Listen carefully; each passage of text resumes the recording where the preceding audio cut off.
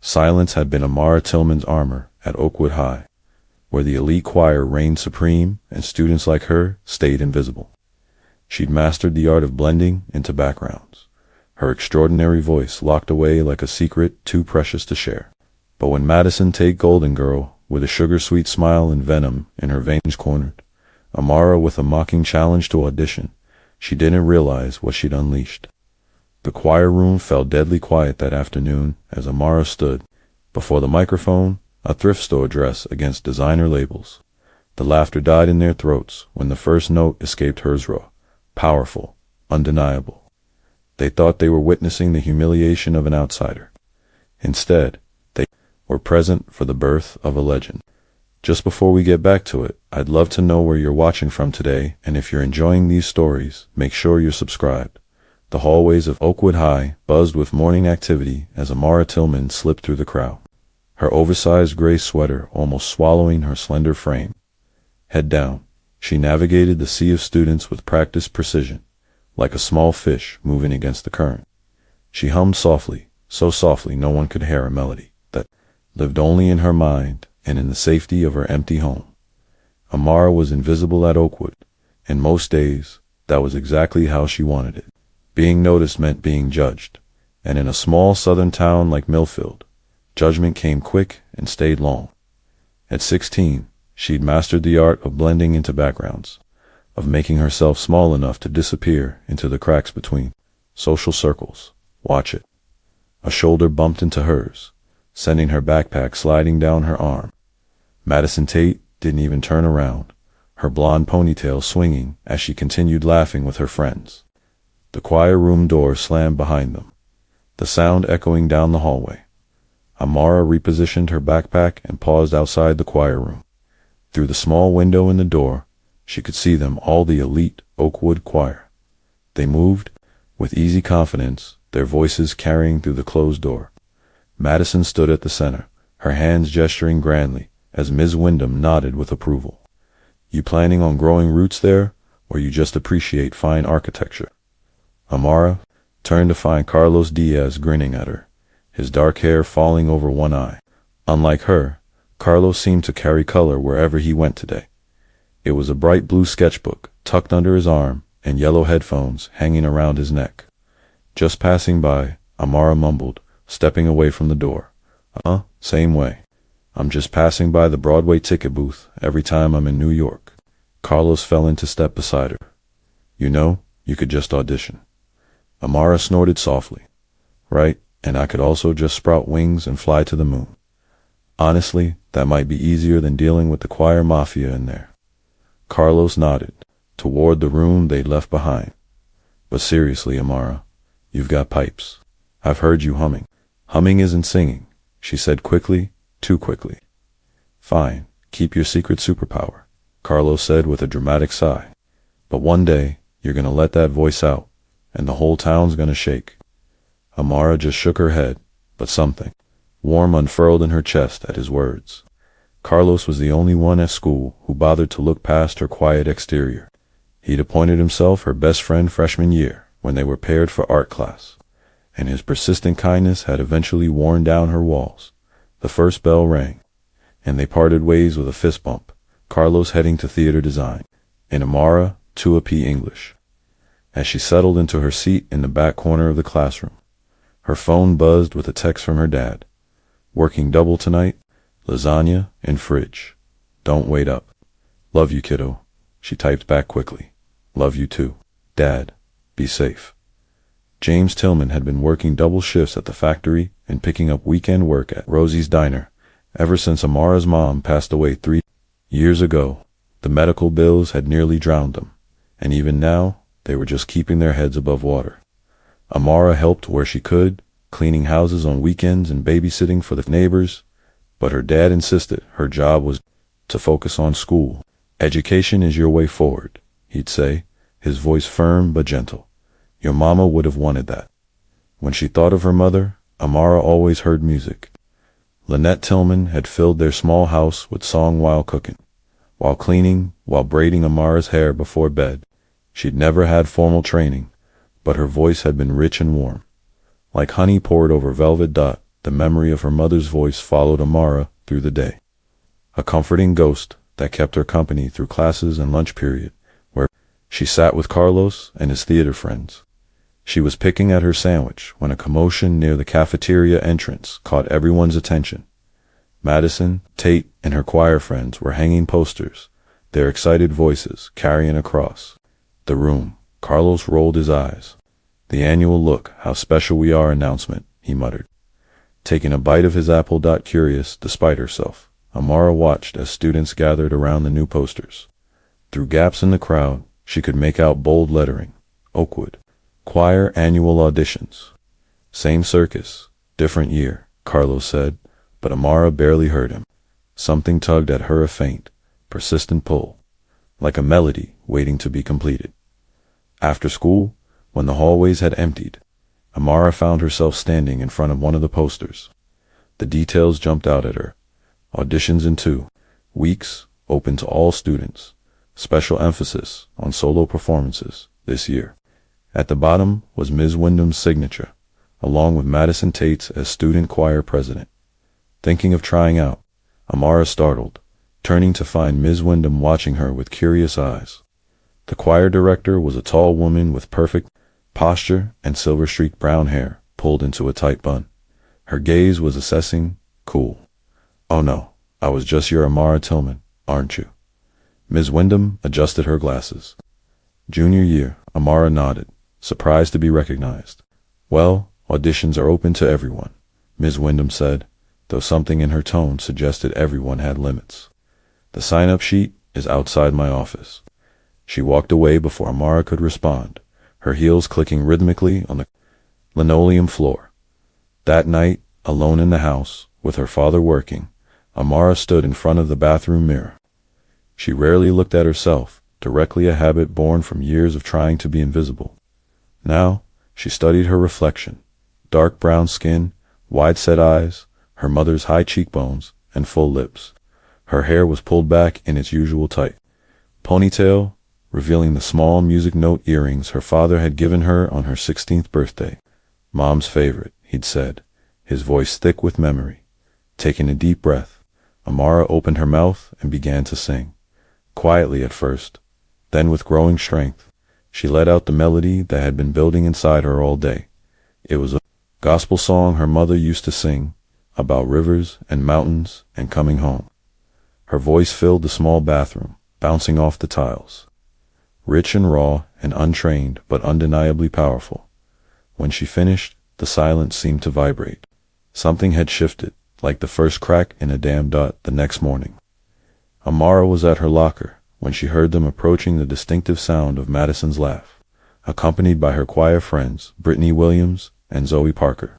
Amara kept her head down, hoping they'd pass by, but Madison stopped directly behind her. "Hey Tillman," Madison said, her voice sugar-sweet and razor-sharp. "We saw you checking out the audition poster yesterday." Amara turned slowly, clutching her books to her chest like a shield. Madison smiled, didn't reach her eyes. "You should totally try out," Brittany chimed in, twirling a strand of blonde hair around her finger. "Yeah," Zoe added, her smile matching Madison's. "We need more ... diverse voices in the choir." Madison stepped closer, lowering her voice. "The solo competition winner gets a feature at regionals. College scouts attend those, you know. Could be your ticket out of, wherever it is you live." The calculated cruelty in Madison's voice made it clear. This wasn't an invitation. It was a setup for a joke. Amara was meant to be the punchline. "I'm not interested," Amara said quietly, turning away. "Ah, come on," Madison pressed, placing a hand on Amara's shoulder. "Don't be shy. We're just trying to include you." She said she's not interested. Carlos appeared beside Amara, his usually cheerful face hard with anger. Some people have actual talent to protect, not auto-tuned karaoke skills. Madison's eyes narrowed. "No one asked for your opinion, Set. Boy." She turned back to Amara with a plastic smile. "Think about it, Tillman. Auditions are next Friday. We'll save you a spot." The trio walked away, their laughter echoing down the hallway. "Ignore them," Carlos said, watching them go. "They're just threatened because Madison's spot isn't secure this year. There's a new vocal coach judging alongside Wyndham. Amara shrugged, trying to shake off the encounter. Doesn't matter. I wasn't planning to audition anyway. But that night, as she washed dishes after her father had gone to bed, Amara found herself singing again, louder this time, letting her voice fill their small kitchen. She didn't notice her father standing in the doorway until she turned to dry her hands. James Tillman was still in his factory uniform, exhaustion etched into the lines of his face, but his eyes shone with something Amara hadn't seen in a long time: hope. You sound just like her, he said softly. Amara froze, embarrassment washing over her. I didn't know you were home. Just got in. He moved to the refrigerator, pulling out leftovers. Your mother used to sing that same song when she was thinking through something. He sat at their small kitchen table, studying her. What's on your mind, kiddo? The words tumbled out before she could stop them. The choir auditions, Madison's mockery, the secret desire that had been growing inside her. Mom always said I had a voice, she finished quietly. But what if everyone laughs? What if I'm not good enough? Her father was silent for a long moment. Then he pulled out his phone, tapped the screen a few times, and handed it to her. I took this last Christmas. Never showed you because I didn't want to embarrass you. It was a video of Amara decorating their small tree, singing Silent Night, without realizing she was being recorded.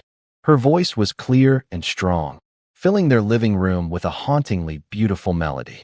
That sound, her father said, pointing to the phone, doesn't come from someone who's not good enough. That comes from your soul, Amara, just like your mama. Tears pricked at Amara's eyes. I'm scared, Dad. Course you are.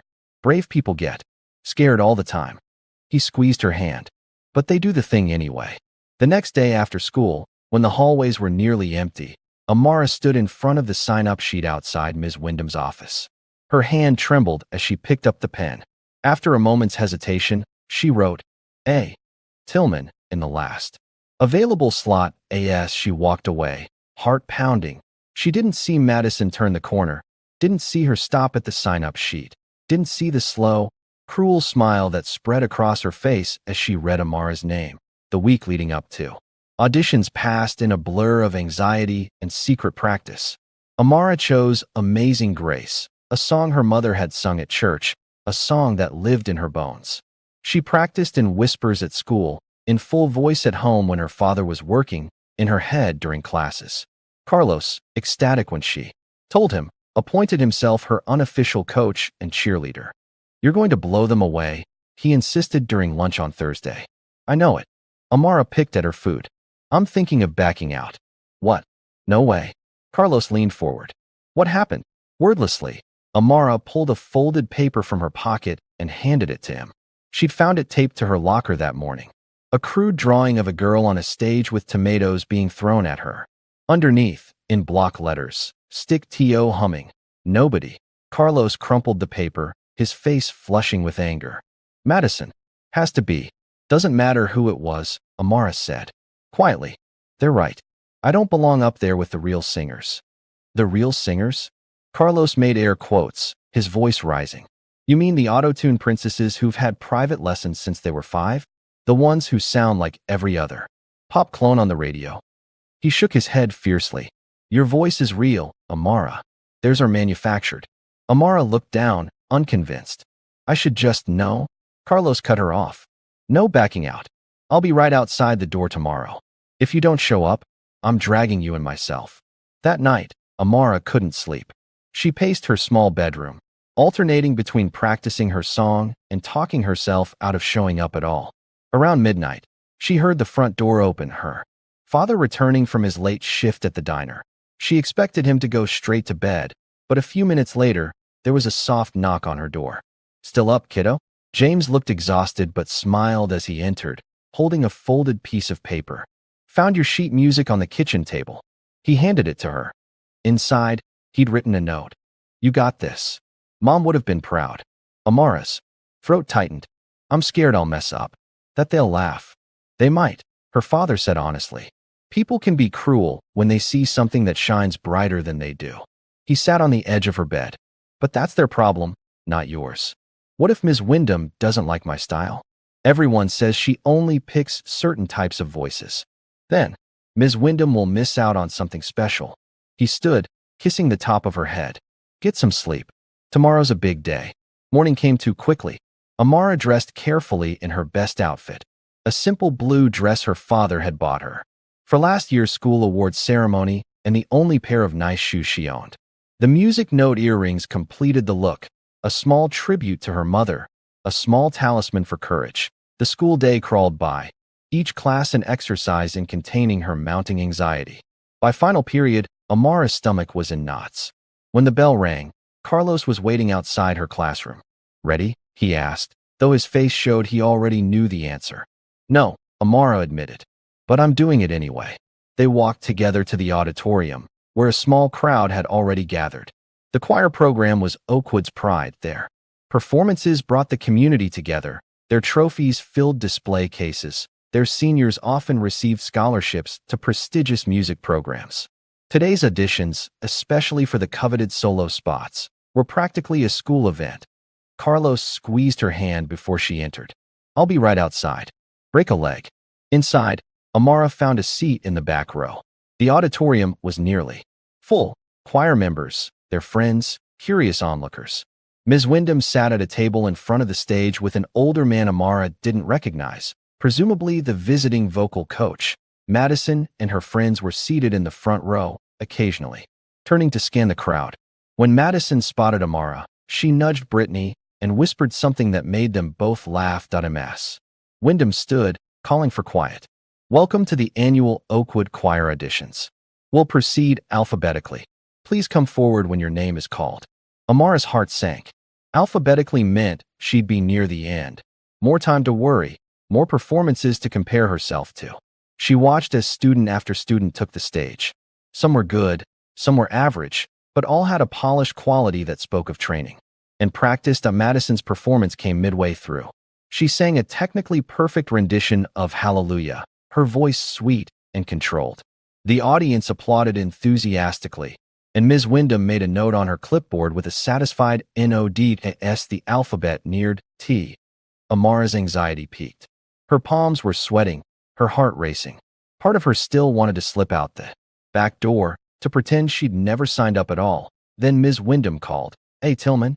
A hush fell over the auditorium as Amara stood. She could feel eyes following her as she made her way to the stage, could hear the whispers and muffled laughs. "Amara." "Tillman." Ms. Wyndham's voice held surprise and something else, skepticism. "I wasn't aware you sang." I haven't. Before. In public." Amara's voice was barely audible. From the front row, Madison called out with exaggerated cheer, "You can do it, Amara. We're all rooting for you." Scattered laughter followed, and Amara felt her cheeks burn. She glanced toward the exit, half expecting to see Carlos, but the door remained closed. She was alone on the stage, under the harsh lights, with dozens of eyes watching, waiting for her to fail. Ms. Wyndham sighed. "What will you be singing for us today?" "Amazing Grace," Amara replied, her voice steadier than she felt. The accompanying pianist began to play, and Amara closed her eyes. For a moment, the world fell away, the audience, the judging eyes, the weight of expectation. In that darkness, she found her mother's face, heard her voice, "Sing from your soul, baby girl." Amara took a deep breath and began. The first note wavered slightly, then strengthened. By the second line, something shifted in the auditorium. The muffled giggles stopped. Phones lowered. Heads lifted. Amara's voice filled the space, raw and powerful, unpolished but undeniable. She didn't mimic the studio-perfect sounds of her classmates. She sang from somewhere deeper, somewhere real. Each note carried the weight of memory, of loss, of hope. Emotions too big for her small frame, spilling out into the silent room. When she finished, there was no sound. No applause, no whispers. Just silence, heavy and complete. Amara opened her eyes. The auditorium was still, faces frozen in expressions ranging from shock to disbelief. Madison sat rigid in her seat, mouth slightly open. Ms. Wyndham's pen had stopped moving across her clipboard. Then, from the back of the room, a single person began to clap. Others joined slowly, scattered applause building to a hesitant crescendo. Ms. Wyndham cleared her throat. "Thank you, Miss Tillman. That was unexpected." Her voice was neutral, her face unreadable. "You may go." Amara walked off stage on shaky legs, relief and adrenaline making her lightheaded. In the hallway, Carlos waited, his face split into a wide grin. "I heard you through the door," he said, grabbing her shoulders. "You were amazing. Did you see their faces?" Before Amara could answer, the auditorium doors opened, and students began filing out. They stared as they passed, some whispering behind their hands, others glancing away when she met their eyes. No one spoke to her directly. Madison emerged surrounded by her friends, her face tight with anger. When she spotted Amara, she marched over, Brittany and Zoe flanking her like bodyguards. "Cute stunt," Madison said, her voice cold. "Who recorded that for you? Must have been a pretty good speaker system to make it sound like it was actually coming from you." Amara blinked, confused. "What? Oh, please." Madison rolled her eyes. "Everyone knows you can't actually sing like that. The audio obviously glitched or something." "There was no glitch," Carlos said, stepping forward. "That was all, Amara." Madison's laugh was sharp. "Right? And I'm secretly Beyoncé." She turned to Amara, her smile venomous. "Enjoy your little moment of fame, Tillman. It won't last." As they walked away, Amara could hear them already spinning the narrative. It was a technical fluke. Someone played a recording. She got lucky. It won't happen again. "Ignore them," Carlos said, watching them go. "They're just scared because you're better than all of them combined." But by the next morning, the rumors had spread throughout the school. As Amara walked to her locker, she could feel the stares, could hear the whispers following her. Some were curious, some dismissive, some outright hostile. The story had morphed overnight. Amara had cheated somehow. She'd used some trick. It couldn't have been real. Even Ms. Wyndham seemed to have bought into the doubt. When the finalist list was posted outside the choir room, Amara's name was conspicuously absent. Madison's name was at the top, followed by 4 other regular choir members. "This is bull," Carlos fumed, staring at the list during lunch period. "You were better than at least 3 of these people." Amara picked at her food, trying to ignore the hollow feeling in her chest. "It doesn't matter." "Like hell it doesn't." Carlos pulled out his phone. "I'm going to fix this." "What are you doing?" "Getting proof." He tapped rapidly on his screen. "I recorded your audition through the door crack.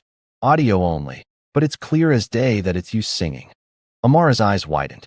"Carlos, don't." But he was already showing her the anonymous account he'd created, the clip uploaded with the caption, "Unknown talent at Oakwood High." "Who is she?" The video already had dozens of comments. "It's going viral," Carlos said, grinning.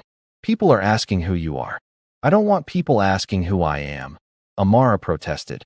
But a small part of her, the part that had stood on that stage and finally let her voice be heard, felt a flutter of validation.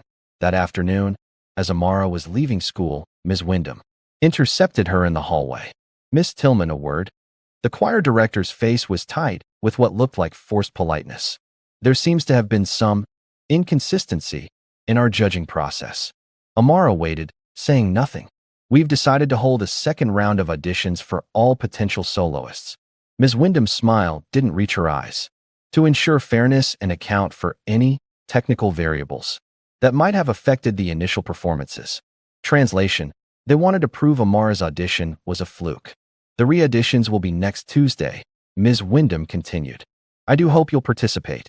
As the choir director walked away, Amara felt something shift inside her, a quiet determination replacing the doubt that had plagued her for so long. Maybe they didn't believe in her yet. Maybe they never would. But for the first time, Amara believed in herself. And that, she was beginning to understand, was the only thing that really mattered. The morning of the finalist rehearsal dawned bright and clear, but Amara's stomach was in knots as she approached the choir room. Her inclusion in the final round had caused whispers throughout the school, some supportive, others skeptical, and a few outright hostile. The viral recording Carlos had posted had gained thousands of views overnight, with comments ranging from "Who is this girl?" to "better than half the artists on the radio." Amara paused outside the door, adjusting the music note earrings that had become her talisman. She could hear voices inside, Madison's distinctive laugh cutting through the general chatter. Taking a deep breath, she pushed the door open. The room fell silent as she entered. 5 pairs of eyes turned to stare: Madison, Brittany, Zoe, and 2 other choir regulars. Jason Wright, and Emma Davis. Ms. Wyndham stood at the piano, her expression carefully neutral. "Ah, Miss Tillman. How kind of you to join us." Ms. Wyndham's voice held a hint of ice. "We've already begun warm-ups." Madison smirked, whispering something to Brittany that made her snicker behind her hand. Amara took a seat in the corner, feeling like an intruder in a private club. "As I was saying," Ms. Wyndham continued, "the finalist rehearsal schedule will be posted by this afternoon. Each of you will have individual sessions with me, as well as time with the school band to prepare your arrangements." She handed out sheet music, pausing when she reached Amara. "I've taken the liberty of adjusting your arrangement, Miss Tillman. The original was a bit unstructured for competition standards." Amara looked down at the music. Her soulful interpretation of Amazing Grace had been stripped down, reformatted into something technically precise but emotionally flat. Ms. Wyndham, I was hoping to keep some of the gospel elements. This arrangement has won regional competitions 3 years running." Ms. Wyndham cut her off. "I suggest you follow it exactly." The rest of the rehearsal was equally tense. When it came time for individual practice, Ms. Wyndham gave Madison a prime afternoon slot and extensive feedback. Jason and Emma received decent morning times with constructive criticism. Brittany and Zoe, though clearly not as talented, were treated with patient encouragement. Amara was assigned the last slot of the day, 7:30 p.m., when most students and faculty would be long gone. "You'll need the extra practice time," Ms. Wyndham said, not quite meeting her eyes. "Your technique needs refinement." As they filed out of the room, Madison deliberately stepped in front of Amara, causing her to stumble. "Oops," Madison said sweetly. "Didn't see you there." She lowered her voice. "Just like no one will see you at regionals. This is my spotlight, Tillman. Remember that." Amara said nothing, but her hands trembled slightly as she gathered her things outside in the hallway. Carlos was waiting, his face brightening when he saw her. "How'd it go?" "About as well as you'd expect," Amara replied, showing him her revised sheet music. She gutted it. Carlos scanned the music, his expression darkening. "This is bull. She's trying to make you sound like everyone else."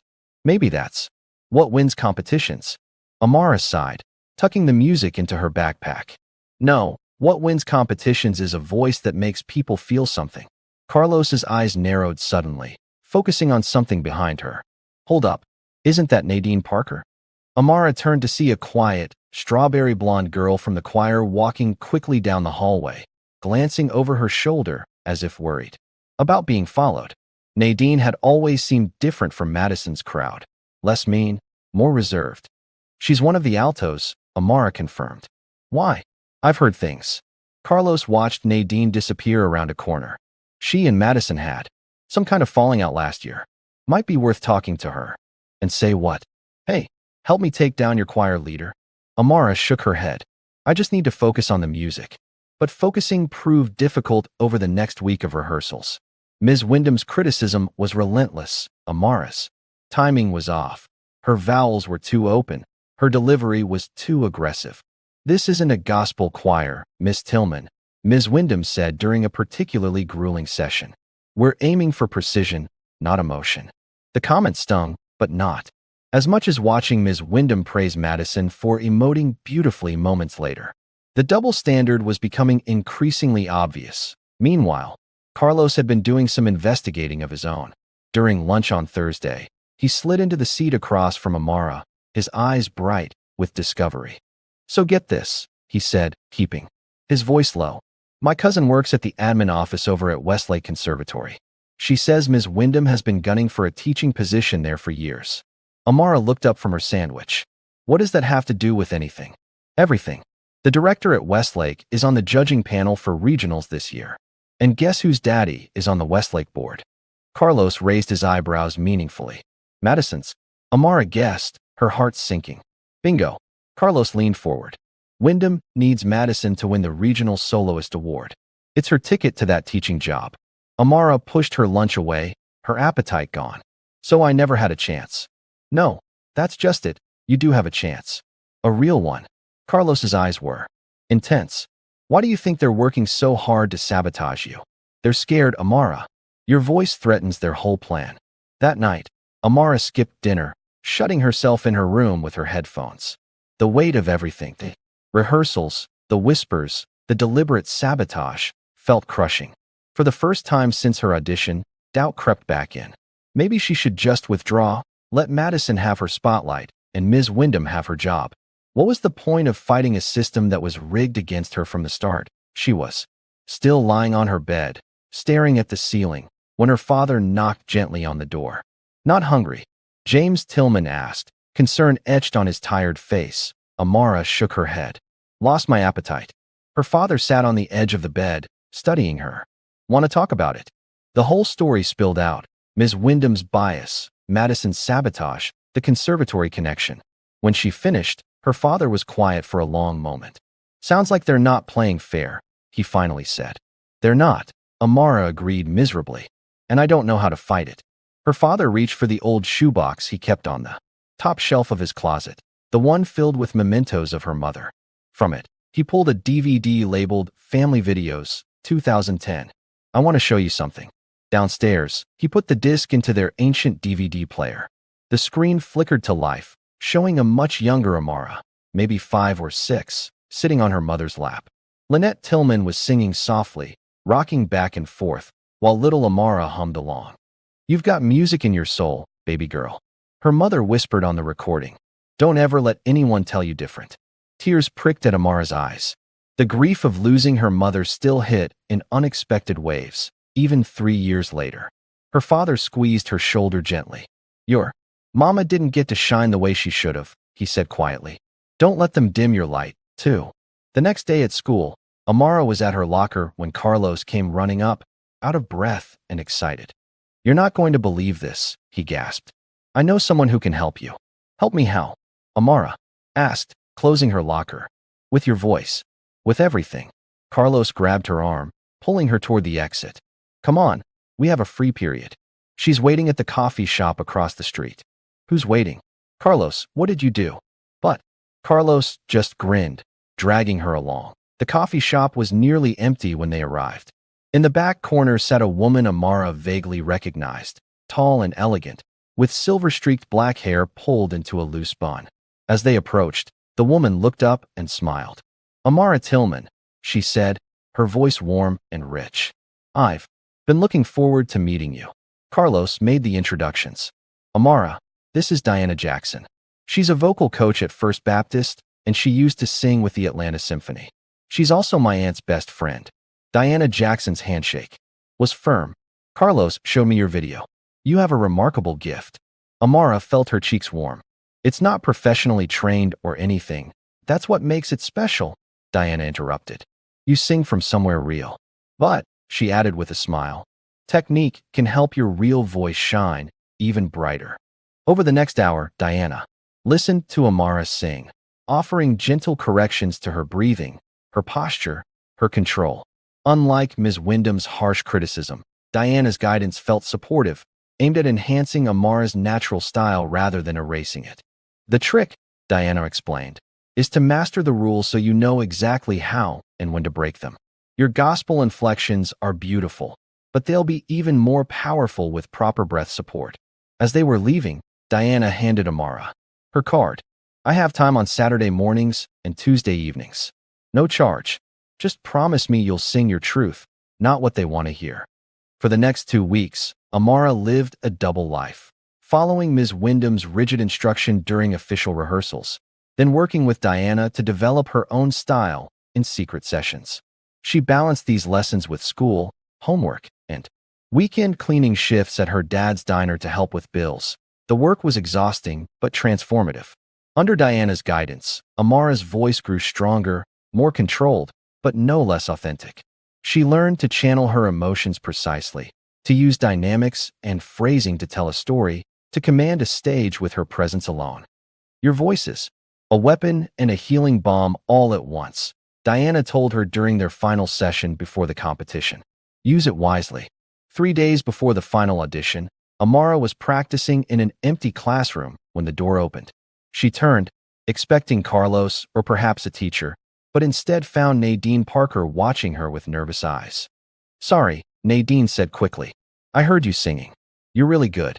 "Thanks." Amara replied cautiously, remembering that Nadine was still part of the choir crowd. Nadine glanced over her shoulder, then stepped into the room, closing the door behind her. Look, I need to tell you something. About Madison and Ms. Wyndham. Amara waited, saying nothing. They're planning something for your final audition. Nadine twisted her hands together. Madison's going to switch your sheet music right before you go on. They've rewritten it in a key that's too high for most people to hit without preparation. Amara's stomach dropped. Why are you telling me this? Nadine's eyes flashed with unexpected anger. Because it's wrong. And because Madison did the same thing to me last year when I was up for section leader. She took a deep breath. She's been doing this for years, and Ms. Wyndham lets her because Madison's dad donates to the program. Why doesn't anyone speak up? People have tried. They get shut down. Or worse. Nadine shrugged sadly. But you're different. You have something she can't touch, no matter how hard she tries. After Nadine left, Amara immediately texted Carlos about the warning. His response was swift. I'll be watching the music table like a hawk. No worries. True to his word. The day before the final audition, Carlos stationed himself near the table where performers' sheet music was arranged. Sure enough, during a break when the room was nearly empty, Madison approached with papers in hand. Carlos intercepted her smoothly, pretending to bump into her while spilling his water bottle. Oops, so clumsy of me, he said loudly as Madison's pristine white top was splashed. As she shrieked and rushed to the bathroom, Carlos quickly checked the altered music she'd been about to switch and replaced it with Amara's correct version. The night before the final audition, Amara sat cross-legged on her bed, turning her mother's charm bracelet over in her hands. Her father had given it to her that morning. A simple silver chain with a music note charm that had belonged to her mother. For luck, he'd said, fastening it around her wrist. Luck, Amara thought, might not be enough against a system designed to keep her out. But as she stared at the small silver note catching the lamplight, she realized something important. She didn't need to win their approval. She just needed to sing her truth. With that thought, she finally fell asleep, the bracelet still on her wrist, gleaming in the darkness like a promise. The day of the final audition arrived with a buzz of anticipation throughout Oakwood High. Word had spread that this year's competition was unusually fierce, with rumors of that girl from the viral video challenging Madison Tate's 3-year reign as lead soloist. The auditorium was packed by the time Amara arrived, not just with students, but parents, faculty, and even a local blogger who ran a music column for the town paper. Carlos met her at the entrance, giving her a thumbs up. Standing room only, he whispered. Half the town wants to see what all the fuss is about. Amara nodded, her throat suddenly dry. She wore a simple navy dress, the nicest one she owned, with her mother's bracelet and music note earrings. Her hair was pulled back in a neat bun, Diana's voice in her head reminding her to keep her posture straight, her breathing deep. Backstage was chaos. Performers warming up, stage crew adjusting lights, Ms. Wyndham barking orders. Madison stood in the center of it all, resplendent in an expensive white dress, her blonde hair falling in perfect waves down her back. When she spotted Amara, she broke away from her friends and sauntered over. Don't choke this time, Church. Mouse, she said, her voice sweet with venom. Everyone's waiting to see if you've got anything left in those pipes. To her own surprise, Amara felt calm in the face of Madison's attempt at intimidation. She simply smiled slightly, touching her mother's bracelet for reassurance. Break a leg, Madison, she replied quietly, then turned away. Madison's confusion at not getting a reaction was almost worth the weeks of torment. The audition order was announced. Madison would perform first, followed by the other 3 finalists, with Amara closing the show. As Madison took the stage to enthusiastic applause, Amara found a quiet corner to focus her thoughts. Madison's performance was exactly as expected, technically flawless, precisely as written, with all the right dynamic markings in all the right places. Her high notes were crystal clear, her runs perfectly executed. The audience responded with polite, appreciative applause. Ms. Wyndham beamed from the judges' table. One by one, the other finalists performed. Jason's tenor was strong, but somewhat one-dimensional. Emma's soprano was pretty, but unremarkable. Brittany, clearly there more for her connection to Madison than her talent, struggled with the higher passages. Then, finally, It was Amara's turn. As she walked onto the stage, the auditorium fell silent. She could feel the weight of expectation, of curiosity, of skepticism. At the judges' table, Ms. Wyndham watched with a tight expression, pen poised over her scoring sheet. Amara adjusted the microphone, her mother's bracelet catching the light. She closed her eyes for a moment, centering herself in the silence. Then, with a small nod to the pianist, she began. The opening notes of Amazing Grace filled the auditorium. But this wasn't the stripped-down, technical version Ms. Wyndham had insisted upon. This was Amara's own arrangement, a spiritual blues-inspired interpretation that started soft and intimate, then built to something raw and powerful. She sang from her soul, letting all the emotion of the past weeks pour through her voice. The doubt, the struggle, the resilience, the hope. Each phrase told a story, each note carried meaning. This wasn't just a performance. It was a declaration. When she reached the final verse, her voice soared to the high note, the one Ms. Wyndham had warned might be too ambitious. It wavered slightly with emotion, but didn't break. That tiny imperfection only made it more human, more real, more hers. As the final note faded, there was a moment of absolute silence. Then, like a wave breaking, the audience erupted. People stood, applauding wildly, some wiping away tears. Carlos was on his feet, whistling and cheering. Even some of the choir students were standing, looking stunned but genuinely moved. Ms. Wyndham sat rigid in her chair, her face unreadable. Beside her, the other judges were on their feet, applauding with the rest of the crowd. Amara walked off stage in a daze, her heart pounding. In the wings, several students approached her with genuine congratulations. Nadine gave her a subtle thumbs up as she passed. Before she could find Carlos, a tall man with a press badge stepped into her path. Amara Tillman? I'm Jeff Taylor from the Millfield Music Blog. He held up his phone, clearly recording. That was an incredible performance. Would you mind answering a few questions? Amara froze, unprepared for this attention. Just a quick interview, Jeff pressed. Your interpretation was unlike anything I've heard at the high school level. Where did that arrangement come from? Carlos appeared at her side, pulling out his own phone to record the exchange. His presence gave her courage. It came from my mother, Amara said, finding her voice. And from my experiences. I just sang how I feel. And how do you feel about challenging the traditional Oakwood choir sound? Amara considered her answer carefully. I don't see it as a challenge. Music is about expression, not just precision. I'm grateful for the technique I've learned, but at the end of the day, a song has to mean something.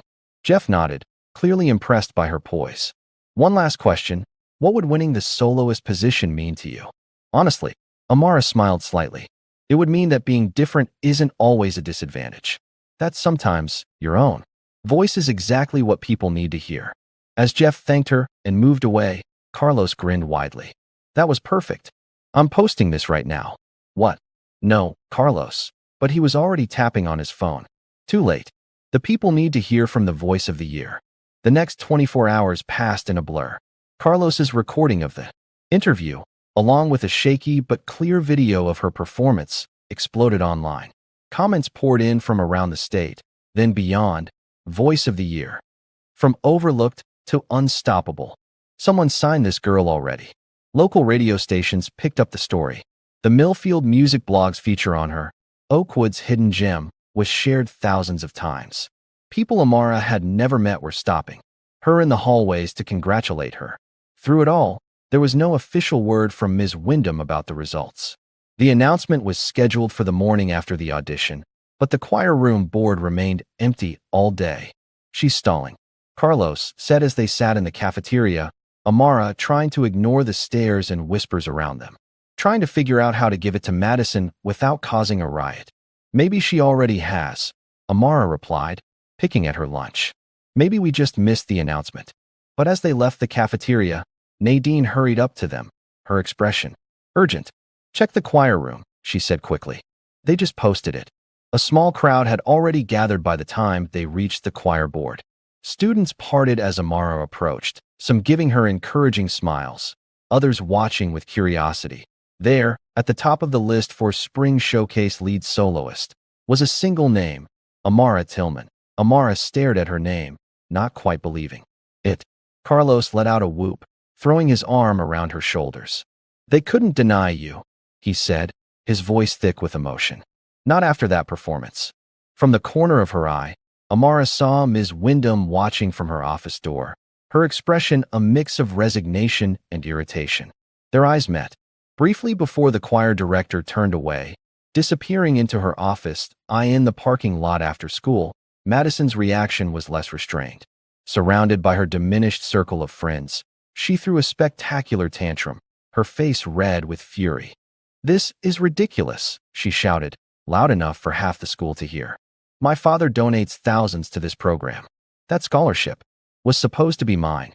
Carlos, never one to miss an opportunity, discreetly recorded the meltdown from a distance. That evening, as Amara walked home with Carlos, her phone rang with a number she didn't recognize. She answered hesitantly, still unused to the attention. "Is this Amara Tillman?" a warm, professional voice asked. "This is Renee Washington from the National Youth Vocalist Competition.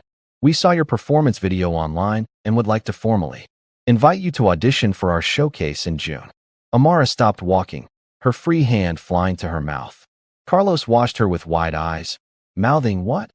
as she listened. "The competition is in Atlanta," Renee continued.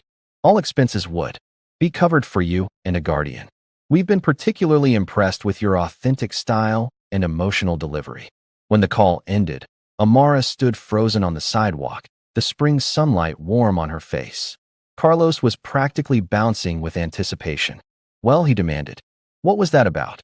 "The National Youth Vocalist Competition," Amara said, her voice barely above a whisper. "They want me to audition. In Atlanta." Carlos's scream of excitement echoed down the quiet street. He grabbed her in a hug, spinning her around. I told you your voice would change everything." As they continued walking, Amara's phone buzzed with a text from her father. "Got a call from the school. So proud of you, kiddo. Your mama's watching. I know it." Amara smiled, touching the charm bracelet on her wrist. From invisible to unstoppable in just a few weeks.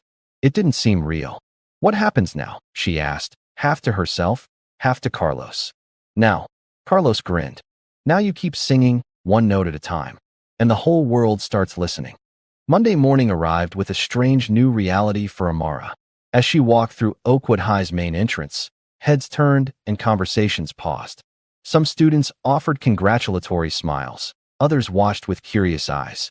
A few of Madison's loyal supporters glared openly, but their hostility felt less intimidating now. Carlos met her at her locker, practically vibrating with excitement. "You're trending on 3 different platforms," he announced, holding up his phone. "The video hit 50,000 views overnight. You're officially famous."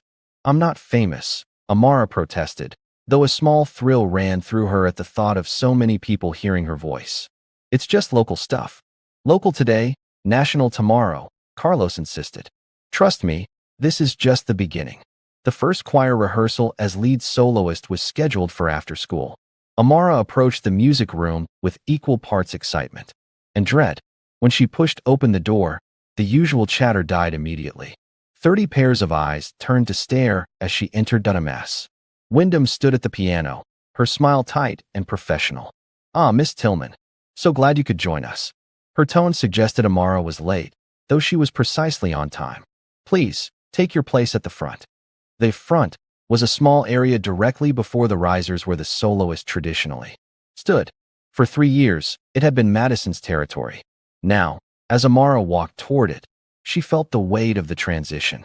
"As you all know," Ms. Wyndham continued, addressing the choir, "Amara will be our lead soloist for the spring showcase and regional competition. I expect everyone to adjust accordingly." The rehearsal that followed was tense. Ms. Wyndham offered Amara minimal guidance, frequently cutting her off mid-phrase with curt corrections. "Less vibrato. Stay on the written notes. This isn't a gospel performance, Miss Tillman." When Amara tried to explain her interpretation, Ms. Wyndham shut her down. "You're the soloist, not the director. Don't let it go to your head." By the end of rehearsal, Amara's initial excitement had dimmed considerably. As students filed out, she overheard snippets of conversation. "Just a fluke. Won't last past regionals. Sympathy votes because of her backstory." Nadine caught up with her in the hallway. Don't listen to them, she said quietly. They're just repeating what Madison tells them. You were amazing, and they know it. Thanks, Amara replied, genuinely grateful for the support. I just didn't expect it to be so political. Nadine finished with a knowing smile. Welcome to Oakwood Choir. It's always been this way.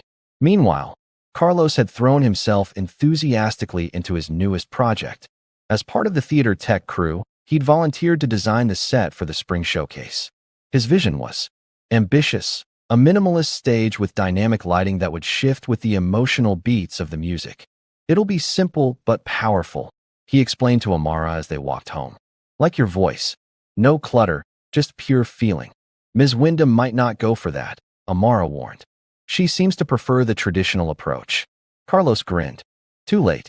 Mr. Peterson already approved it. Mr. Peterson was the theater director who oversaw all stage productions. And he outranks Wyndham when it comes to production design. For the next week, Amara settled into her new role, growing more comfortable despite Ms. Wyndham's cold treatment. The other choir members gradually warmed to her, especially after she helped several of them with difficult passages during sectional practice. But as her star rose at school, shadows began to gather elsewhere. On Thursday evening, Amara arrived at Rosie's diner where her father worked the late shift, bringing him dinner as she sometimes did. She found him in the back office with the manager, his expression troubled. Everything okay, Dad? She asked. Setting down the bag of food, James forced a smile. Everything's fine, kiddo. Just some business stuff. Later that night, Amara found a crumpled paper in the trash, a crude note that read, Your daughter thinks she's better than us. Tell her to stay in her lane. The next day at school, Amara confronted Carlos. Did you know people are leaving? Nasty notes at my dad's work. Carlos looked genuinely shocked. What? No, that's crossing a line. It has to be Madison, Amara said, her voice tight with anger. She's trying to get at me through my dad. We don't have proof, Carlos cautioned, though his expression darkened. But I wouldn't put it past her. That afternoon, as Amara was leaving rehearsal, Ms. Wyndham called her aside. I've received some feedback about your feature in that music blog, she said, her tone disapproving. What kind of feedback? Amara asked, though she could guess .ms. Wyndham's smile was thin. Several parents feel the article portrays our program in an unfair light. It suggests our selection process was somehow biased before you came along. I didn't say anything like that in the interview, Amara protested. Nevertheless, I'd appreciate if you'd refrain from further media exposure without school approval. Ms. Wyndham gathered her papers. This is a prestigious program with standards to maintain, not a platform for personal publicity. The accusation stung, especially since Amara had never sought the attention. She walked home alone that day, her thoughts churning. As she rounded the corner to her street, she spotted an unfamiliar car in their driveway, a sleek black sedan that looked jarringly out of place in their modest neighborhood. Inside, she found her father sitting at the kitchen table with a woman Amara hadn't seen in years. Tall and elegant, with the same high cheekbones as her mother but harder eyes, Vivian Reed was Lynette Tillman's estranged sister. Amara, Vivian stood, arms outstretched for a hug that felt performative. Look at you, all grown up and famous. Aunt Vivian, Amara responded, accepting the brief embrace with confusion. What are you doing here? I saw your video online, Vivian explained, her Atlanta accent more pronounced than Amara remembered. I couldn't believe my eyes.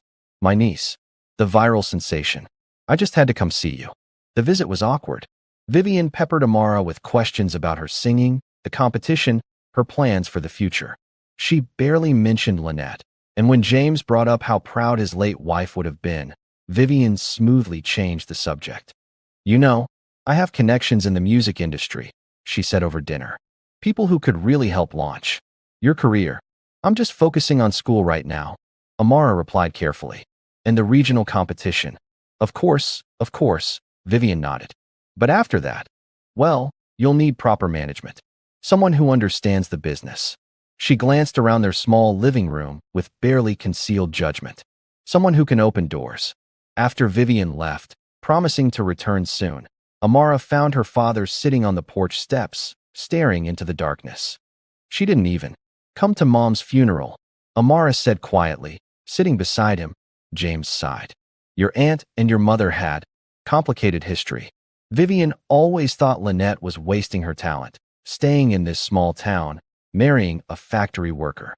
He gave Amara a sad smile. They stopped speaking when your mom got sick. Vivian thought she should be focusing on her career instead of starting a family. And now she shows up when I'm getting attention? Amara's voice held a rare edge of anger. People are complicated, kiddo. Maybe she regrets the lost years. He put his arm around her shoulders. Or maybe she just wants to be associated with the next big star. The next day at school, Carlos was waiting with news of his own. Wyndham's trying to get me removed from the showcase design, he said, his face flushed with anger. She told Peterson my concepts are too distracting and inappropriate for a classical performance. Can she do that? Amara asked. She's trying. Says she wants to bring in a certified designer from the community college. Carlos clenched his fists. It's because I'm your friend. She's punishing both of us. Amara's anger crystallized into determination. Not this time. She marched directly to Mr. Peterson's office, where she found him in conversation with Ms. Wyndham. They both looked up in surprise as she entered without knocking. Miss Tillman, Ms. Wyndham began, we're in a private. Carlos stays as designer. Amara said firmly, surprising herself with her boldness. His work is innovative and perfect for the showcase. If he goes, so do I. A tense silence followed. Mr. Peterson looked between them, eyebrows raised. That would be a shame, he finally said. Especially since your performance is already generating interest in the showcase. He turned to Ms. Wyndham. I think we should keep the original team intact, don't you? Ms. Wyndham's smile could have frozen water. Of course, if our soloist insists. That evening, after a particularly grueling rehearsal where Ms. Wyndham had pushed Amara harder than ever, she and Carlos stayed behind in the empty auditorium. Carlos worked on lighting configurations while Amara practiced, her voice echoing in the cavernous space. As the night deepened, Amara switched from the competition piece to a lullaby her mother used to sing, a simple, haunting melody about starlight and dreams. Carlos sat on the edge of the stage, watching her with quiet admiration. That was beautiful, he said when she finished. What is it? Something my mom wrote. Amara replied, sitting beside him. She used to sing it to me every night. They sat in comfortable silence for a moment, the empty auditorium feeling like a sanctuary. We're not quitting, are we? Carlos asked finally. No matter what they throw at us. Amara touched her mother's bracelet, the small silver charm catching the stage light. Not now, she agreed. Not ever. The regional showcase arrived, with all the anticipation of a storm breaking. For weeks, Oakwood High had buzzed with preparations, posters lining the hallways, announcements over the PA system, even a feature in the local newspaper about the renaissance of the storied choir program. The morning of the event, Amara woke. Before dawn, too nervous to sleep. She stood at her window, watching the sky lighten from black to deep blue to the pale gold of early morning. Today, everything would change. She could feel it in her bones. The showcase was being held at the County Performing Arts Center, a venue 3 times the size of Oakwood's auditorium. Students from top schools across the state would be competing, with judges from prestigious music programs in attendance. The prize was more than just a trophy. It was opportunity, recognition, a possible pathway to scholarship. When Amara arrived with her father, the parking lot was already filled with buses from other schools, parents' cars, and even a few news vans from local stations. The buzz of excitement was palpable. You ready for this, kiddo? James asked, squeezing her hand. Amara nodded, though her heart hammered in her chest. Ready as I'll ever be.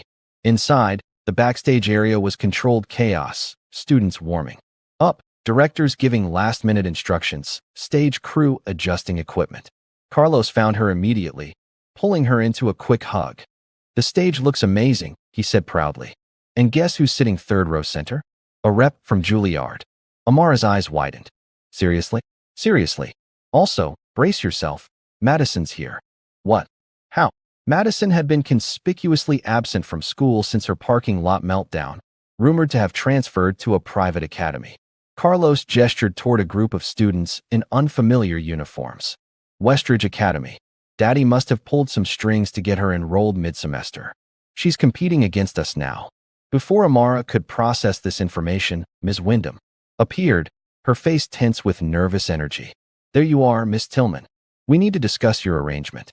She pulled Amara aside, lowering her voice.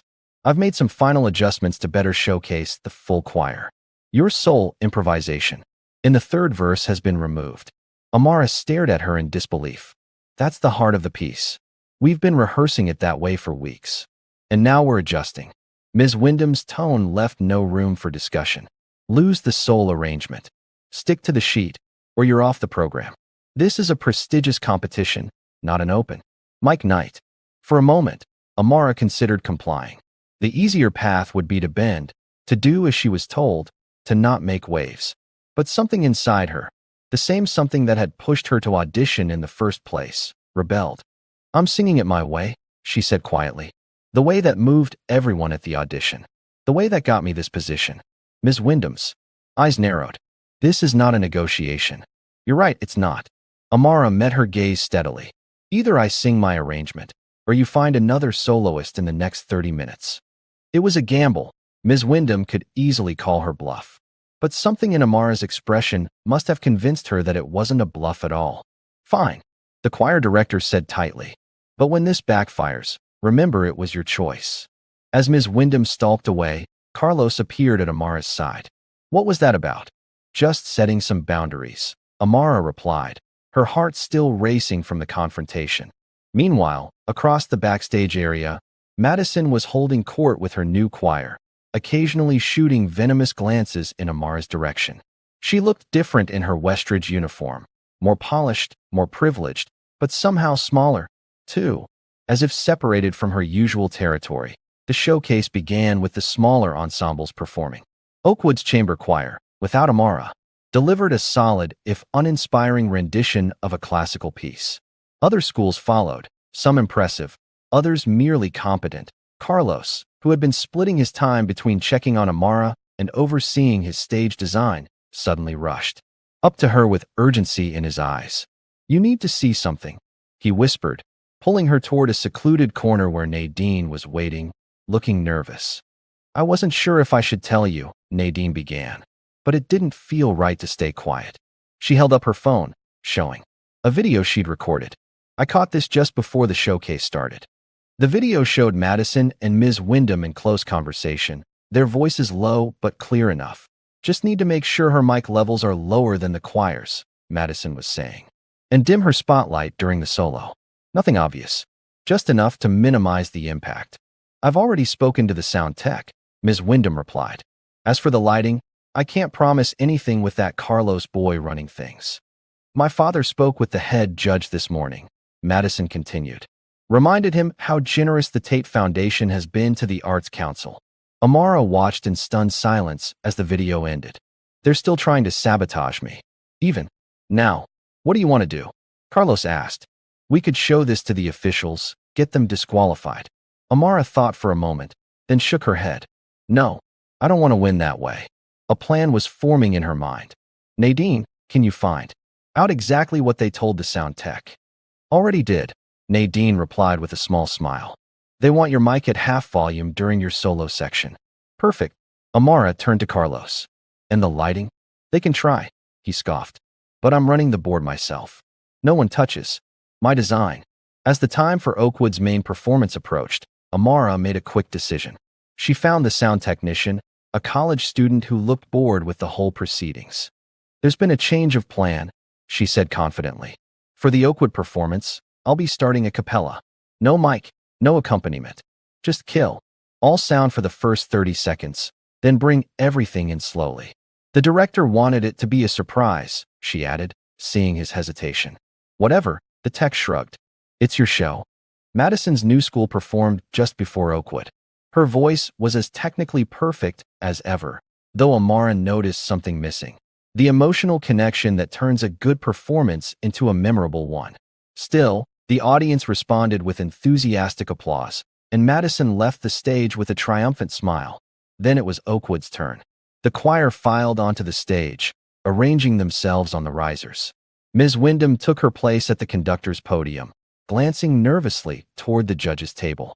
Amara stood alone at the front, her simple dress a contrast to Madison's elaborate costume. The auditorium lights dimmed, leaving only a single spotlight on Amara. Carlos had created a stage bare of decoration, just clean lines and subtle lighting that would shift with the music. The effect was striking in its simplicity. Ms. Wyndham raised her baton, expecting the piano introduction. But instead of music, there was silence.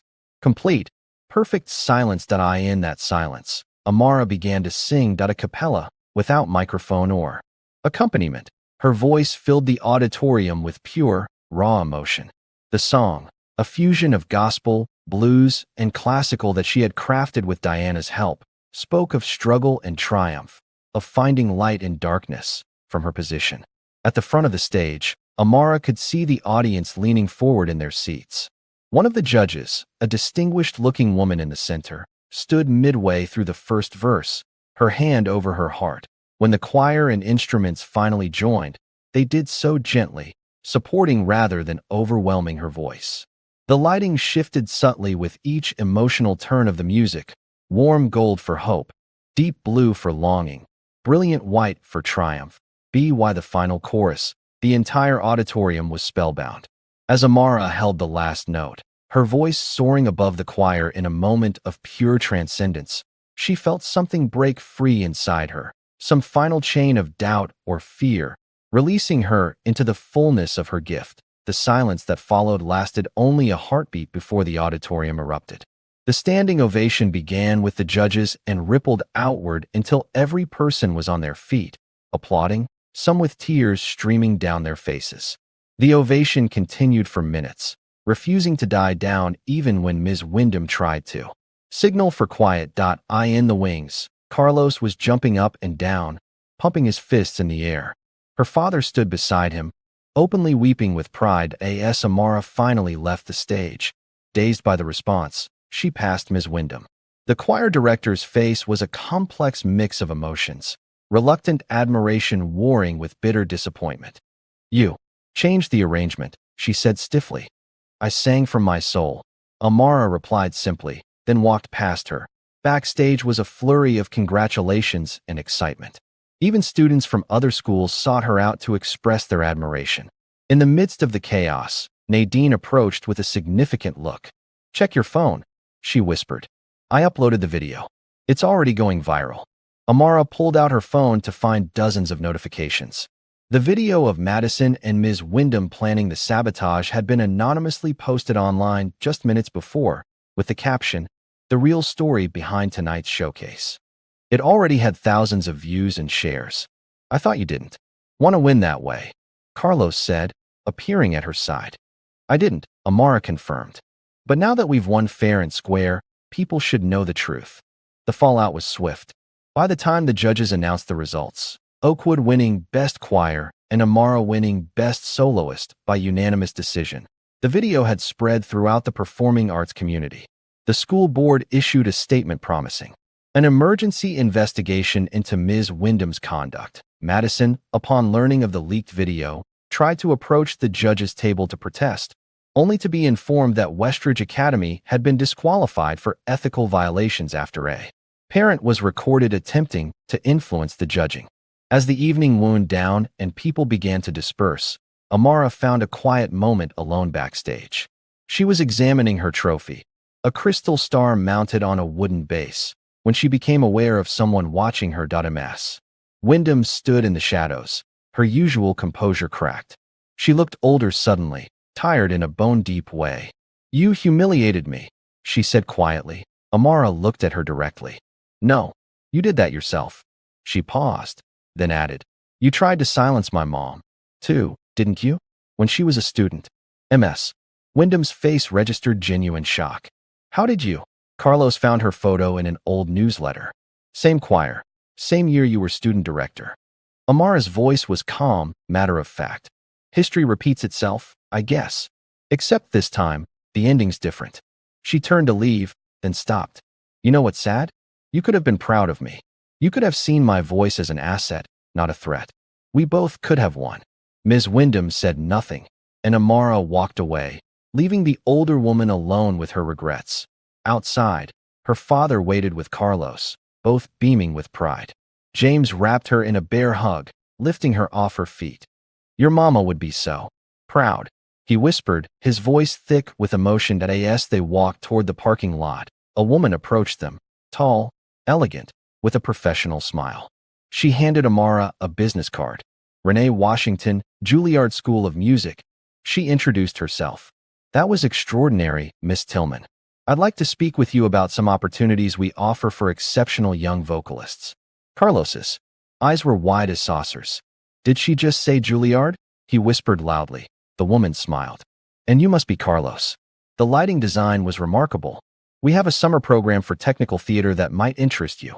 As they stood, under the starlit sky, trophy in hand and future opening before them, Amara felt a sense of completion.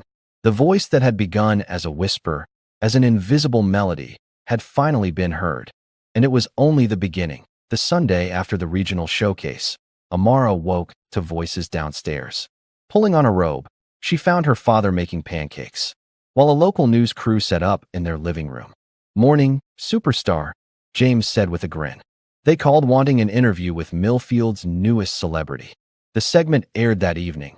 Soul of the South, local girl's voice captures hearts. By Monday, Amara's performance had spread across social media with the hashtag Soul of the South trending regionally. As she and her father drove back into town, they were greeted by well-wishers with handmade signs. This is crazy, Amara whispered, sinking in her seat. This is just the beginning. Her father replied, squeezing her hand. Your mama always said your voice would take you places. At school, the transformation was dramatic. Students who had never spoken to her now greeted her in hallways.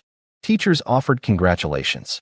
Even Principal Davis personally commended her contribution to Oakwood's reputation. That afternoon, Ms. Campbell, the guidance counselor, summoned Amara to her office. On her desk lay several official-looking envelopes. These came for you today, she said. Your performance caught some important attention. The first envelope contained an invitation to the National Youth Vocalist Finals in New York, all expenses covered, for Amara and a guardian. The second was from Berklee College of Music, expressing early interest. The third was from Lincoln Center's Young Artist Program, offering a summer workshop opportunity. These are incredible opportunities, Ms. Campbell said warmly. You've opened doors most students at Oakwood never even get to knock on. That evening, as she shared the news with her father, his eyes shone with pride. New York City, he said, whistling low. Your mother always wanted to take you there. Said the big cities were where big talents got discovered. Will you come with me? Amara asked. For the competition? Wouldn't miss it for the world, he promised. I'll talk to Jerry about time off from the factory. Carlos, meanwhile, had been invited to join the national competition team as a stage design intern. Can you believe it? He exclaimed. We're both going to New York. The next few weeks passed in a whirlwind. Diana Jackson intensified their training sessions, working with Amara on breath control, stage presence, and repertoire selection. This is the big leagues, Diana explained. The judges will be looking for technical perfection and emotional authenticity. As her star rose, new pressures emerged. Her Aunt Vivian began calling regularly, offering unsolicited advice about career management and image development. She sent expensive clothes and suggested professional recording opportunities. You need someone who understands the industry, Vivian insisted. Someone who can protect your interests and guide your career path. I'm still in high school, Amara reminded her. And Dad's been managing fine so far. The pressure wasn't just coming from Vivian. Local businesses wanted performances. College recruiters hinted at scholarships. Everyone seemed to want a piece of her talent. Through it all, Amara pushed herself harder than ever, practicing for hours, studying recordings of past winners, often skipping meals to rehearse. You need to pace yourself, Diana cautioned after. Amara's voice cracked during practice. Talent shines brightest when rested. You're not a machine. Then, 3 weeks before the national competition, disaster struck. Amara arrived home to find an ambulance in their driveway. Her father had collapsed during his shift, a minor heart attack brought on by exhaustion and stress. It's nothing serious, James insisted from his hospital bed. Just a warning to slow down a bit. Amara sat beside him, guilt crushing her chest. This is because of me, isn't it? All the extra shifts you've been taking for my training, the stress from the attention. Stop right there, her father interrupted firmly. This has nothing to do with you. Doctor says it's been building for years. Poor diet, long hours, not enough rest. If anything, your success has been keeping me going. The day after her father was released, Amara received a call from Vivian. I heard about James, she said with concern. I want to help. I can advance money for medical bills. Hire someone to help while he recovers. We're managing, Amara said stiffly. Don't be proud. This is what family does. Vivian paused. With James needing rest, perhaps I could accompany you to New York? I know the city well, have contacts there. Dad's still coming with me, Amara said firmly. Be reasonable, Vivian pressed. He needs rest, not the stress of a high-pressure competition. I could help manage things, maybe set up some meetings. While we're there, meetings? What kind of meetings? Just some industry friends who'd love to hear you sing. People who could open doors for you. Vivian's voice took on an edge. This is your moment, Amara. You need to seize it before it passes. Something in her aunt's tone crystallized Amara's unease. This isn't about helping me or Dad, she realized aloud. This is about using my voice to get yourself back into the industry. Don't be ridiculous, Vivian snapped. I'm trying to help. You avoid the mistakes your mother made. Lynette had all the talent in the world, but she threw it away to settle in this backwater town. My mother didn't throw anything away, Amara said angrily. She chose love and family. She chose what mattered to her. And look where that got her. Dead at 40 with nothing to show for her gift. Amara's voice was ice when she finally spoke. Don't call again, Aunt Vivian. We don't need your kind of help. The conversation left her shaken, raising doubts she hadn't allowed herself to consider. Was she making the same choices her mother had? Was she destined for the same outcome? Talent unrecognized, dreams unfulfilled. Later that afternoon, Carlos approached her with excitement. I found something you need to see, he said. Pulling her into an empty classroom, he unfolded a yellowed paper, a photocopy of an old choir newsletter. I was digging through the archives and found this. The newsletter featured a grainy photo of Oakwood's choir from 20 years earlier. In the front row stood a young woman with Amara's eyes and smile, Lynette Reed, before she became Tillman. Look at the article, Carlos urged. Amara read aloud. The spring concert was marred by controversy when senior Lynette Reed was removed from the soloist position after deviating from the arranged music with what director Elizabeth Wyndham called inappropriate improvisation. Reed defended her performance, stating that music should come from the soul, not just the sheet. Your mom stood up for her art, just like you did, Carlos said quietly. She didn't fail, Amara. She was silenced. There's a difference.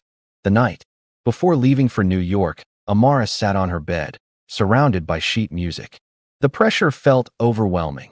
To perform well, to vindicate her mother, to prove her aunt wrong, to justify everyone's faith in her. Her father knocked softly on her door. Can't sleep? Amara shook her head. I'm scared, Dad. What if I'm not good enough? What if I fail? James was quiet for a moment. Your mother had the same fears before every performance. Even just singing in church, she'd be up half the night worrying. Really? This was a side of her mother Amara had never heard about. Really? She used to say that fear was just the price of caring deeply. He smiled at the memory. But she also said something else I never forgot. She said, your voice isn't just talent, it's survival. It's hope. It's who you are. He took Amara's hands in his. You don't have to be perfect. You just have to be authentically you. Don't sing for the judges, or the crowd, or even for me. Sing for us, for who we are, where we come from, what we believe in. As his words settled over her, Amara felt something shift inside. Fear giving way to determination, doubt to purpose. New York City rose around them like a concrete forest, buildings stretching toward the sky. Amara pressed her face to the taxi window, taking in the dizzying scale of it all. Different from Millfield, huh? Her father smiled. Just a bit. Amara laughed, feeling both terrified and exhilarated. The National Youth Vocalist Finals were being held at Lincoln Center, drawing talent from across the country. As their taxi pulled up to the hotel, Amara spotted competition banners featuring the faces of previous winners. Polished, perfect, intimidating. Carlos arrived bubbling with excitement about the professional equipment. The lighting system here makes our school auditorium look like a flashlight, he declared. And wait till you see the acoustics. Your voice is going to soar. At orientation, Amara got her first look at the competition. The other vocalists were clearly serious musicians, many from performing arts schools, others with years of professional training, all with polished confidence. Everyone looks so prepared, Amara whispered to Carlos. Yeah, and they all sound exactly the same, Carlos replied. Technical perfection, zero originality. You're the wild card here, Amara, the one no one sees coming. During her stage rehearsal, Amara felt the energy of the vast hall, her voice filling the space beautifully. From the wings, Carlos gave her a thumbs up. Her father, watching from the center of the auditorium, had tears in his eyes. That was beautiful, a voice said as Amara exited the stage. She turned to find a tall young woman with close-cropped hair. I'm Zoe from Chicago Arts Academy. Your voice is different. In a good way. Thanks, Amara replied, surprised by the friendly overture. Everyone's talking about the viral sensation from the South. Some people are betting you'll take the whole thing, Zoe confided. Half these kids are terrified of you. You're the unknown factor that could upset the expected order. The preliminary rounds began the next morning, when Amara performed a stripped-down version of Bridge Over Troubled Water, reimagined with gospel influences. The judges watched with inscrutable expressions. That evening, her name appeared on the list of 10 finalists who would compete for the championship. The night before finals, Amara stood alone on the hotel balcony, looking out over the glittering city. So much had changed in just a few months, from the shy girl who hid her voice to a national finalist. She touched her mother's bracelet, the small music note charm cool against her skin. I'm not afraid anymore, she whispered. The morning of the finals dawned bright. The performance hall buzzed with anticipation. Family members, industry representatives, press, and talent scouts all gathering. As the closing performer, Amara would have the longest wait, but also the greatest opportunity to leave a lasting impression. Backstage, as her performance time approached, Amara found a quiet corner away from the chaos. She closed her eyes, centering herself. The noise faded away, leaving only the steady rhythm of her heart and the certainty of what she needed to do. You okay? Carlos appeared at her side. You're on in 5 minutes. Amara nodded, a strange calm settling over her. I'm ready. Remember, Carlos said, squeezing her hand. Just sing your truth. The rest will take care of itself. As she waited, in the wings, Amara touched her mother's bracelet one last time. I'm not afraid anymore, she repeated softly. The announcer's voice rang out. Our final performer, from Millfield, Georgia, Amara Tillman. Unlike the other contestants who had used full orchestral accompaniment, Amara had chosen to begin a cappella. The song was a lullaby her mother had written, half spiritual, half folk song, with lyrics about finding light in darkness and strength in vulnerability. The first notes hung in the air, pure and unadorned. The audience, expecting a traditional competition piece, sat up straighter, intrigued by this departure. By the second verse, gentle instrumental accompaniment began to filter in, subtle, supportive, never overwhelming her voice as she sang. Amara felt herself stepping fully into her power, not just technical skill, but the ability to make others feel, to touch hearts, to speak truths through music. The fear that had plagued her fell away completely, replaced by the pure joy of connection. Midway through, she glanced out to find many people openly crying. Even some judges were visibly moved, one wiping away tears as she made notes. The Juilliard representative was nodding slowly, a look of profound appreciation on her face. For the final verse, Amara closed her eyes, pouring everything she had into the climactic notes. All her journey, her mother's memory, her father's sacrifice, the small town that at first rejected then embraced her gift. Her voice soared through the hall with crystalline clarity and raw emotion. When she finished, there was a moment of complete silence, that magical pause when an audience is so moved they forget to respond. Then, like a wave breaking, the applause began. People rose to their feet, cheering, some still wiping away tears. The standing ovation continued for minutes, refusing to die down. From the stage, Amara could see her father standing, tears streaming down his face. Carlos was jumping up and down in the lighting booth, punching the air. Diana Jackson stood with her hands pressed to her heart, nodding with deep satisfaction. Backstage, the other contestants greeted her with genuine admiration. That wasn't just singing, Zoe told her, embracing her spontaneously. That was art. The judges deliberated for nearly an hour, an unusually long time for the competition. When they finally returned, the head judge approached the microphone. In my 20 years with this competition, I have rarely been as moved as I was today, she began. Every finalist demonstrated extraordinary talent, but one performer reminded us all why music exists in the first place: to connect, to heal, to express what cannot be said in mere words. She opened the envelope, though her smile made the result clear. The winner of this year's National Youth Vocalist Competition is Amara Tillman from Millfield, Georgia. The audience erupted again. Amara accepted the crystal trophy and scholarship envelope in a daze as cameras flashed. In that blinding light, she felt simultaneously very small and infinitely powerful, a girl from a small town whose voice had finally been heard. Later that evening, after interviews and congratulations, Amara found a quiet moment alone with her father in the hotel room. He sat beside her on the edge of the bed, looking at the trophy now sitting on the dresser. "Your mother used to sing that lullaby to you every night," he said softly. "She wrote it when you were just a baby. Said it came to her in a dream." Amara leaned against his shoulder, exhausted but content. "I felt her with me today, Dad. Like she was singing right alongside me." "She was," he replied simply. "She always has been." The next morning, as they prepared to return home, Amara received calls from 3 major conservatories offering scholarships, 2 record labels interested in development deals, and an invitation to perform at a prestigious summer concert series. Back in Millfield, news of Amara's national win had already transformed the town. The school board had officially terminated Ms. Wyndham following the investigation. The annual Soloist Award had been renamed in Amara's honor.